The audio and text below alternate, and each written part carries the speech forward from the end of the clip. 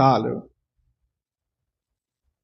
ప్రియమైన వారులారా, ప్రభు అయిన యేసు క్రీస్తు వారు మర్మమై ఉన్నాడు. ఆయన నీకు అర్థం కావాలంటే నువ్వు అవివేకివి కాక ఆయన చిత్తమేంటో గ్రహించు. ఆయన చిత్తము దేవుని యొక్క వాక్యములో భద్రపరచబడి వ్రాయబడి స్థిరముగా నేటికి ఉంది. ఆయన చిత్తము ఆయన తన ఆత్మ ద్వారా ఆయన భక్తులైన వారికి తేటపరుస్తున్నాడు.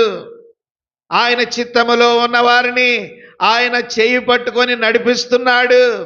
ఆయన చిత్తములో ఉన్న వారిని ఆయన తిరిగి ఈ లోకానికి మరలా రేపు వచ్చినప్పుడు ఆయన లేపుకునేవాడుకుంటున్నాడు. వారిని దేవుని తన యొద్దకు ఆకర్షించుకునేవాడుగా ఉంటున్నాడు. అవివేకులైనటువంటి వారు ఆయన చిత్తమును తృణీకరిస్తారు. అవివేకులైనటువంటి వారు ఆయన చిత్తమును నిరాకరిస్తారు. అవివేకులైనటువంటి వారు తమ స్వచిత్తాన్ని ప్రవేశపెడతారు. పిలాతుకు తెలుసు యేసుక్రీస్తు ఏ పాపము చేయనివాడు, ఏ నేరము చేయనివాడని పిలాతుకు తెలుసు.